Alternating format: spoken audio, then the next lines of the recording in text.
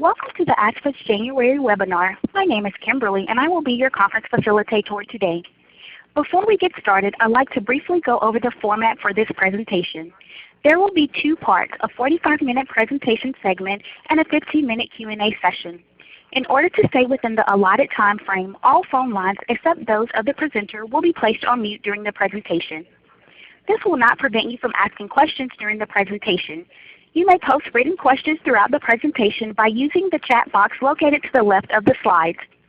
After the presentation has been completed, all questions will be addressed during the subsequent Q&A session. I would now like to introduce your speaker, Chrissy Anderson. Christina Anderson is a registered nurse with a baccalaureate degree in nursing from the University of Oklahoma, who has worked in the field of apheresis for over 25 years in various roles including management, training and education, quality improvement, and research and development. She is also an ASCP certified hemopheresis practitioner of 21 years, one of 500 individuals in the world with this status. Chrissy is the Vice Chair of the ASCP Board of Certification and Apheresis Committee. Chrissy, please begin your presentation. Thank you, Kimberly. Welcome, everyone. Thanks for joining us today for the webinar on qualification in apheresis. This is our second webinar going over the newly created ASCP qualification in apheresis. I'd like to start with a little bit of background and history of how the qualification came into being. The American Society for Apheresis, which is a professional society supporting apheresis medicine, operates under a board of directors with a mission and vision statement. ASCP's mission is to advance apheresis medicine for patients, donors, and practitioners through education, evidence-based practice, research, and advocacy. ASCP's vision is to lead apheresis medicine by continually improving patient and donor care. In addition to the board of directors, which oversees the governance of ASCP, they also operate under a written set of bylaws and periodically a strategic plan, which gets updated from time to time. It was recently updated in the year 2014. And under that strategic plan, under strategic direction number 2, deals with education. The purpose of this strategic direction is to continue to provide multiple avenues of apheresis education for apheresis professionals. And the subcategory under Strategic Direction 2 for Education is for ASCP to help establish a path to apheresis qualification and or certification. So happy to announce today that we have succeeded in doing that, and that's the purpose of our presentation today, is to give you information about the qualification. So why is certification and qualification important? Qualification provides an opportunity to prove your competence in key areas of laboratory medicine and related fields, such as apheresis. Some of the advantages of completing a qualification are the following: visible recognition of specific skills in a technical area with the qualification initials after the ASCP credentials, recognition by state licensure. For example, in the state of Florida, they recognize those individuals who are certified and qualified as histocompatibility. More job possibilities and career mobility throughout the country and profession, professional growth and recognition for you and your profession, and knowledge and education such as keeping up with state-of-the-art technology and best practices. So here's a little bit of history about the ASCP Board of Certification. The Board of Certification through ASCP is the worldwide leader in the field of certification of medical laboratory personnel and associated professions. The ASCP is a very old established organization, founded in the year 1922. Then in 1928, the Board of Registry was founded by ASCP. In 2007, the Board of Registry is awarded accreditation by the American National Standards Institute, or ANSI as they are known, for specific certifications. Then in 2009, the Board of Registry and ANSI, and the National Credentialing Agency for Laboratory Personnel actually merged together to become the official Board of Certification. Then in 2011, the Board of Certification is awarded accreditation by ANSI for its additional examination categories. And to date, there are over 500 individuals worldwide who have been certified and qualified through the Board of Certification in over 30 various professional categories. The Board of Certification has several goals in which it operates. One, to promote the ASCP Board of Certification as the preeminent certification agency for professionals working in laboratories and related areas through effective branding and marketing. To promote and market the value of credentialing and continued competency to the laboratory community and to the public. Next, to ensure financial stability by promoting and marketing these services, developing alternative revenue streams, and monitoring operational income and expenses. And then finally, to provide credentialing services to the international community. So let's talk a little bit about the road to qualification. So back in 1993, through a collaborative effort between ASFA, ASCP, and ABB, the organizations established 2 apheresis certifications to be administered by the ASCP Board of Certification. These were the hemopheresis practitioner and apheresis technician certifications. Then in 2009, ASCP retired both the hemopheresis practitioner and apheresis technician due to lack of participation. So since 2009, in keeping with ASFA's mission and strategic direction, ASFA has continued to pursue alternate methods to return apheresis credentialing to its members and apheresis practitioners worldwide. So happy again to say that we've taken that step. In 2014, ASFA and ASCP reached a new agreement through a memo of understanding to again partner to offer apheresis credentialing, this time through the Board of Certification qualification step. The qualification to be developed through ASCP's Board of Certification, which would be carried out through an apheresis qualification working group and committee. So back in December of 2014, the working group was formed. Invitations were sent out to individuals who had been selected for the committee. Then in May of 2015, the working group had its first meeting at ASCP headquarters in Chicago.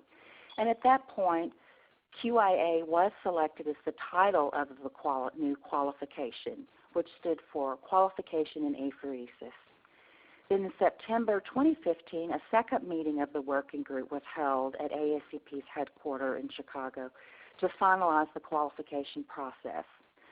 In the meantime, the committee conducted various conference calls to move the process forward, which concluded then in October of the past year, the ASCP Board of Certification Board of Governors approving the qualification process and documents. Then in December, a month ago, the application process officially opened within ASCP. So pictured here on the slide you can see is the Qualification and Apheresis Working Group with Marissa Marquez as the chair. I am currently serving as vice chair. Robert Weinstein, Wanda Ketz, Antonia Conrad, Pat Friedrich, and Christopher Chun. And you'll note that within this working group there are physicians that are represented, apheresis registered nurses that are represented, and medical technologists. And one of the nurses who's on the committee also has international experience. So we tried to reflect a diverse group for the working group to promote the qualification. So who is the qualification for?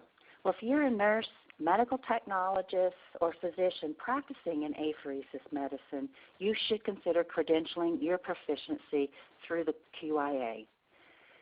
This will provide you an opportunity to prove your competence in key areas of apheresis practice. Some advantages of doing this can be visible recognition, a competitive advantage in your area to distinguish your staff, and others. So now let's talk a little bit about the various eligibility routes for the qualification in apheresis. There are 6 routes that have been established. A candidate only needs to become eligible through one of these routes in order to sit for the test. Route 1 is for nurses in the United States, RNs, LPNs, or LVNs with a U.S. state license, certificate, or diploma. with 3 years full-time acceptable experience in apheresis or 5 years part-time acceptable experience in apheresis within the last 10 years. Route 2 is for the professional nurse diploma or equivalent outside of the U.S.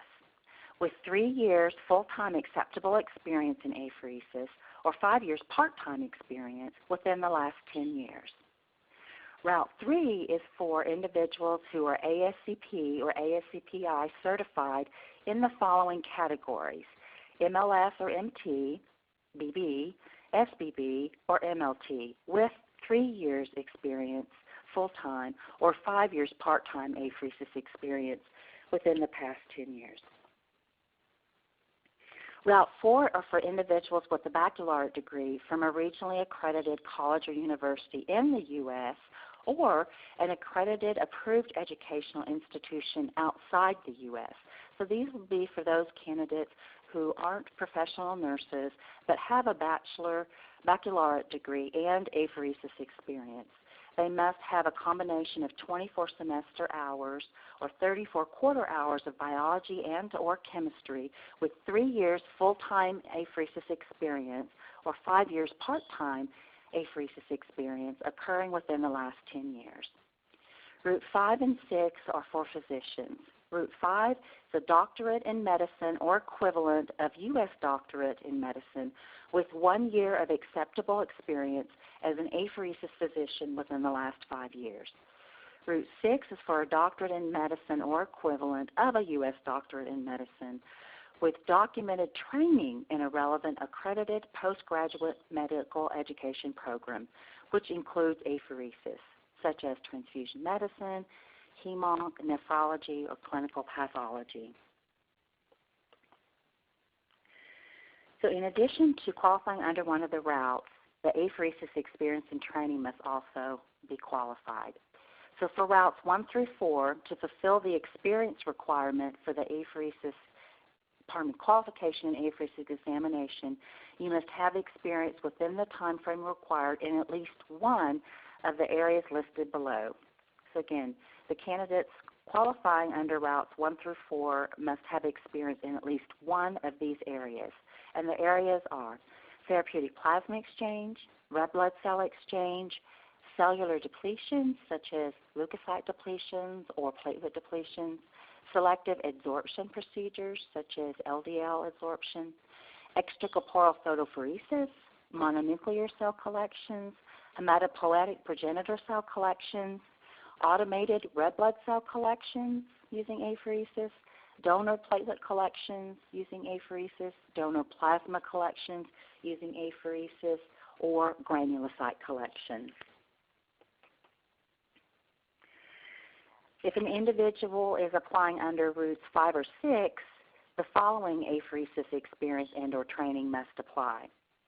To fulfill the experience or training requirement, you must have experience or training in all of the following areas, and the experience must be completed within the time frame required, which was 5 years for these two routes. First, evaluating patients and or donors for suitability to undergo apheresis procedures. 2, writing orders for apheresis procedures. 3, supervising apheresis procedures. And 4, evaluating and managing adverse events during apheresis procedures. So how do you apply for the qualification in apheresis? First, you must identify the qualification that you're applying for and determine which route of eligibility you will be using.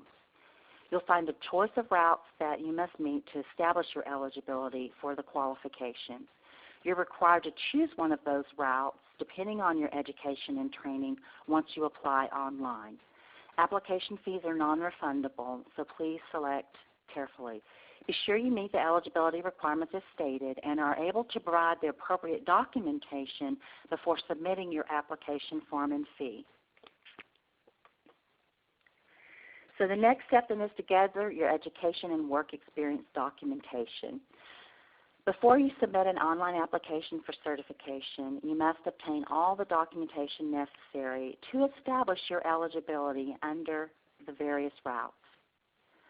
These could include documentation of your experience, training documentation, letters of authenticity if the documents have been done in a foreign language, official transcripts verifying the appropriate degree that you hold, and notarized or official certificates of training if required.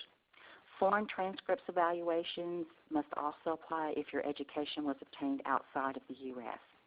After you submit your online application, documentation required to establish your eligibility must be submitted then to the ASCP office. Submit all the documentation required to the following address. And this can also be found on the ASCP's website.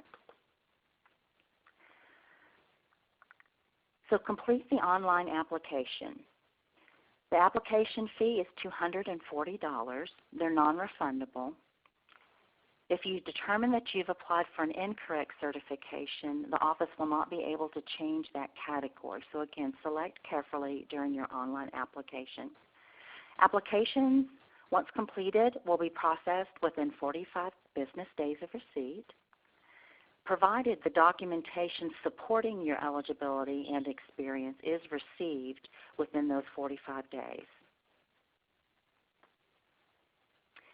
Next, once you have applied and the documents have been received by ASCP, you will receive an email notification of the status of your examination application, which could be one of the following.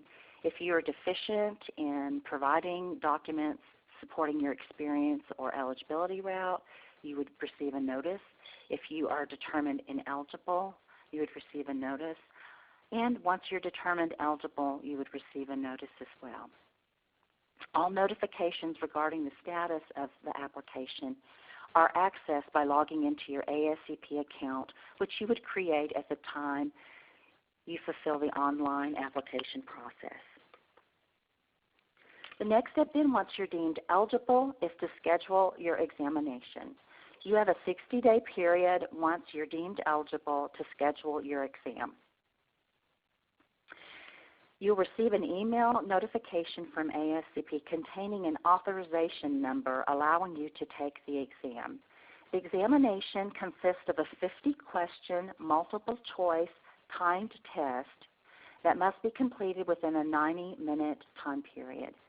The test itself is self-administered on your own computer of the date and time of your choice within that 60-day window.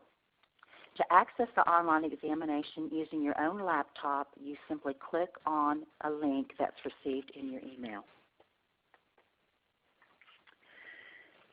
What's next? Preparing for the exam.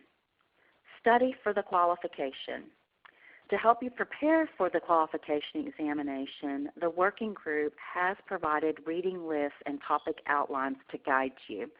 Those links are available on the ASCP and ASFA website, and we're going to review them in our presentation today. After you take the test, watch for your results and certificate. You'll receive an email notification to review your online score within 4 to 6 business days after you take the exam. If you've passed, you will receive a wall certificate within 3 to 4 weeks from the exam date. For those who pass the qualification, you are authorized to list your credentials following your name in the following manner. So if your name is Mary Smith and you've passed the qualification, you can put Mary Smith QIA. If you have another ASCP degree, you would list that, certification, you would list that, as well as then QIA following. Or for those who are nurses or physicians, again, your other credentials could be listed with QIA following those. So now let's take a look at the topic outline. Again, this is a breakdown of the topics that are covered in the 50-question exam, and we're going to break them down into further subcategories.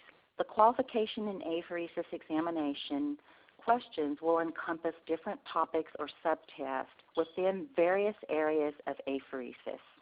And those areas are basic science, clinical applications, donor-patient care, instrumentation, operational considerations, and then number 6, standards, guidelines, and regulations.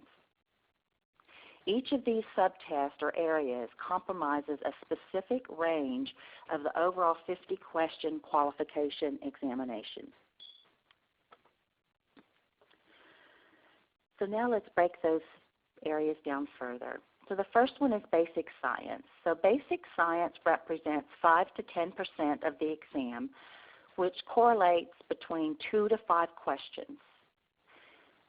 Within basic science, the following subtests can be covered: hematology, coagulation, immunology, genetics, including blood component therapy, HLA and ABO compatibility, immunology, including antibodies and immune complexes, and then laboratory testing.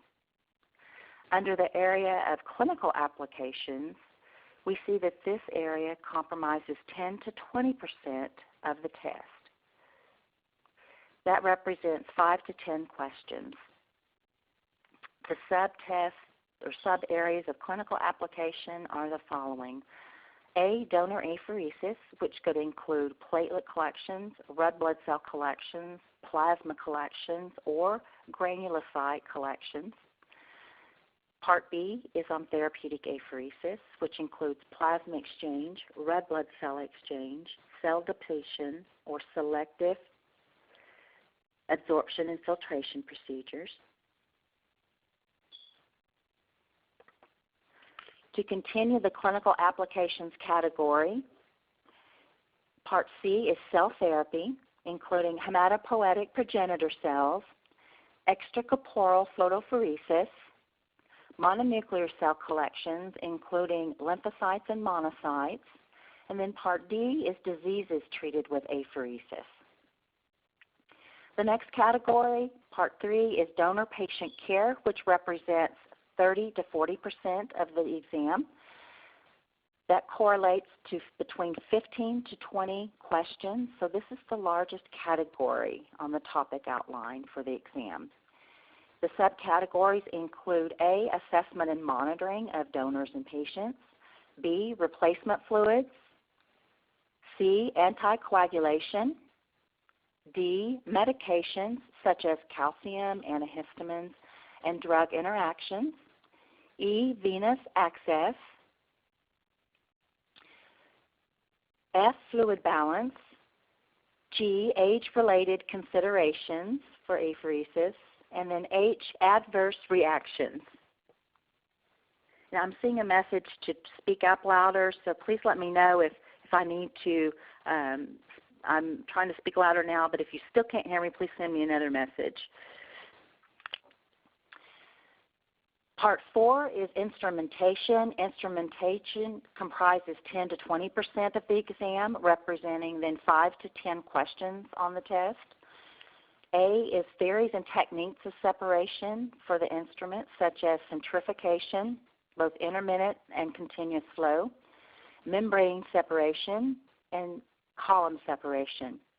Part B is general principles of automated instruments, anticoagulation of the extracorporeal circuit, extracorporeal blood volume, efficiencies of separation and or collection, and then clinical applications.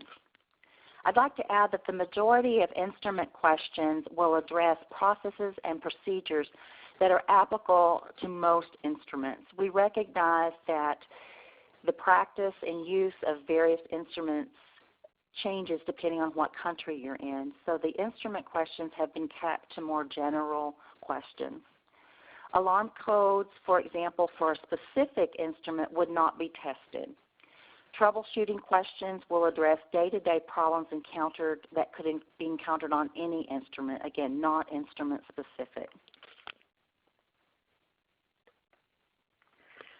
Category 5 is operational considerations, which comprises 10 to 20% of the exam, which could mean between 5 to 10 questions. The subtopics under this category are quality assurance, quality control, such as product yield and instrument efficiencies, equipment maintenance, safety, and infection control measures. Category 6 is standards, guidelines, and regulations. This comprises 10 to 20% of the exam, and again could mean between 5 to 10 questions. The subcategories under this topic include informed consent, confidentiality, donor selection, facility licensure and accreditation, staff training, and competency. So next I'd like to share with you the suggested reading list for the qualification in apheresis. And you'll notice for those of you who were involved in the hemopheresis practitioner and apheresis technician certifications in the past that this is a much reduced suggested reading list compared to those in the past. The journal that we recommend for those studying to prepare for the exam is the Journal of Clinical Apheresis. And we recommend 2 textbooks, the first one being the Principles of Apheresis Technology, the second being Apheresis Principles and Practices. The Principles of Apheresis Technology is available from ASFA. Apheresis Principles and Practice is available from ABB. We've also listed various regulatory agencies here as additional material for you to help prepare. And then on the next slide you'll see the remainder part of the suggesting reading list, which are online resources for you to help you prepare. So now let's discuss some helpful hints. So first of all, there are no more fact sheets for the instruments like there were in the past. Again, the instrument questions will be more general. It's not necessary that an individual has experience on all types of instruments to sit for the test. We've greatly reduced the suggested reading list so it is more manageable, and I have to add, much less intimidating than the previous suggested reading list for the former certifications. And due to the international scope of qualification in apheresis, the focus again is on referenced best practices with a decreased emphasis on U.S. regulations. So how should I prepare for the test? Well, first of all, take the suggested reading list very seriously. It should be your roadmap for preparing for the test. I'd also like to mention the various things that ASFA offers to help you prepare. Again, the Principles of Apheresis Technology textbook. ASFA also offers, in conjunction with its annual meeting every year, a one-day apheresis review workshop that will be held again this year in May in Palm Springs, California. Today is an example of the second webinar that we've had on the new qualification. We're also considering a series of educational webinars that would follow along the topic content outlines for those who are preparing for the exam. Take advantage of other online resources from your organizations and vendors. So the next part of the presentation today, and this is information that I added from the last webinar based on the types of questions that were asked by the participants.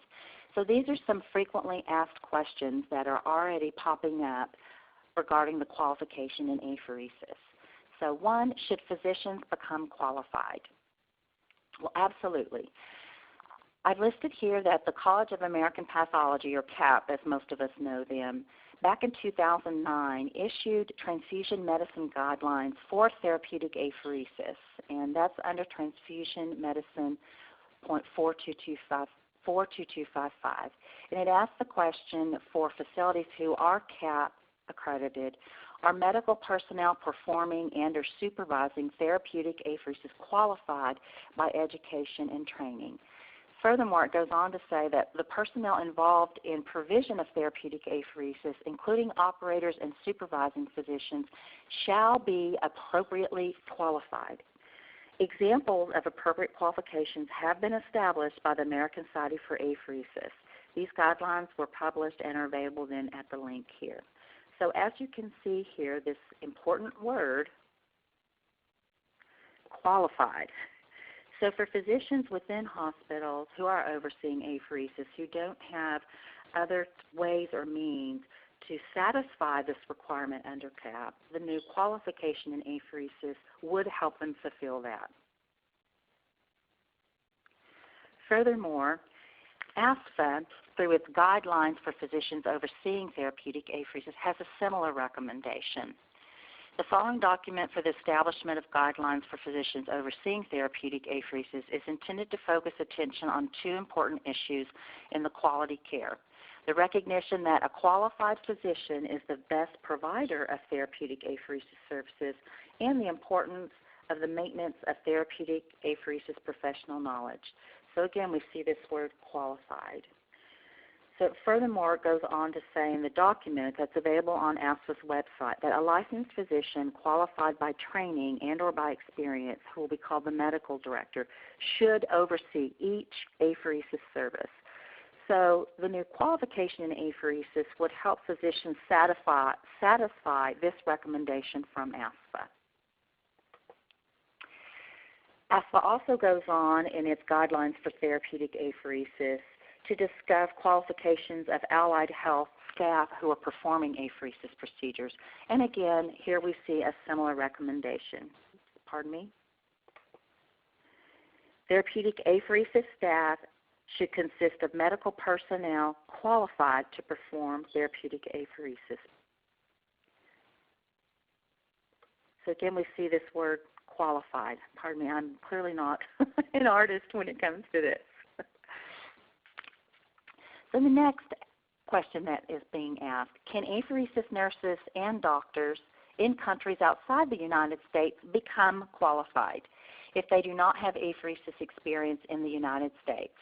Well, if you were paying attention earlier when I went through the various 6 routes, the answer to this is absolutely yes.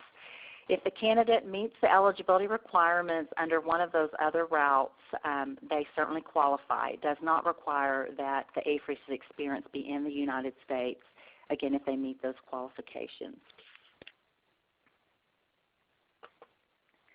So what's the difference between certification and qualification? So I'd like to discuss this a little bit more thoroughly. So a certification exam offered through ASCP Board of Certification is a high-stakes examination. It's usually computer adaptive testing that's performed that's linked to practices in the field. And employment usually depends on obtaining this certification. And as some of you know, that there are various local, state, and or institutional guidelines or regulations that require, if you're in a certain profession, that you be certified. So in those cases, certification is the appropriate avenue. However, for those where it's not necessary for employment, qualification is a better fit. Qualification offers visible recognition of specific skills in a technical area that's not necessarily dependent for employment. Next question, what if I don't pass the exam? A candidate has 5 opportunities to sit for any one qualification. So in other words, you've got 5 tries. If after 5 attempts the candidate doesn't pass the exam, you can reapply then if you qualify under another alternative route of eligibility. So in other words, you get 5 attempts under each route of eligibility. An eligibility period is defined as 3 months, and a candidate cannot test more than 1 time during that 3-month eligibility period. A candidate can reapply at any time after they receive their score. They'll be assigned a new eligibility period after the current eligibility period expires. An application fee is required upon each attempt. Next question, what are the credentials for my name if I pass the exam? And just in case I didn't explain this well before, so individuals who have been qualified may indicate this qualification through the use of the initials in the following manner. So again, if your name is Mary Smith and you've passed the exam, you would then put Mary Smith, QIA. If you have another type of ASCP certification and pass the qualification exam, you would list the certification followed by QIA for the qualification.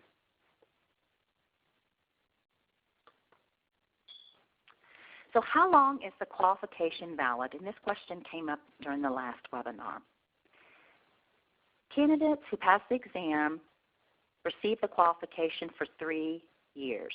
This qualification may be requalified every 3 years, by paying a $50 application fee and providing 6 contact hours of acceptable continuing education or other activities in the area of qualification. So you can see it's very easy once you pass the exam to remain qualified. So next, I'd like to discuss some of the ways ASFA is supporting those of you who are interested in taking the exam. So I'm very pleased that we've been able to put together the following. At the upcoming annual ASFA meeting in Palm Springs in May, we will offer a sitting for the QIA exam. It will be Friday, May the 6th, and we'll offer a morning and afternoon session based on how many apply. I'd like to add, though, that in order to be eligible to sit for this exam at the annual meeting, candidates must have applied online approximately the beginning of February for this 60-day time frame to apply, and provide an accurate email address to ensure they receive communication regarding the status of their application. Furthermore, to sit for this exam at the annual meeting, you must have received notification from ASCP prior to that date that you are eligible to take the exam. Within that notification from ASCP, you will have received an authorization number to take the exam. So at the sitting at the annual meeting in May, we will have members of the working group and committee available to help provide assistance and support for those who are able and choose to sit for the exam. You will need to provide your own personal laptop. Wi-Fi will be provided by ASFA. So in addition to offering the sitting, we wanted to put together the following model to help you prepare. So for those interested, you actually could attend the Apheresis Review Workshop, which is on Wednesday, May the 4th, to help you prepare or kind of bring all that information together. And then provided you've applied and been deemed eligible, you could then sit for the exam on Friday, May 6th. So in closing, I'd like to say, please help us spread the word. Apply for qualification. Be the first in your professional group, either locally, regionally, etc., to have QIA behind your name. The application process is open. It's been open since December. You can obtain more information from the ASFA website and from ASCP. And I'd like to encourage and challenge each one of you to put qualification on your New Year's resolution list for yourself. Take the qualification exam for your own professional achievement. So to finish the presentation today and open for questions, I'd like to say on behalf of the ASCP and ASFA QIA working group seen in the picture here, we want to wish all of you good luck in taking the qualification exam.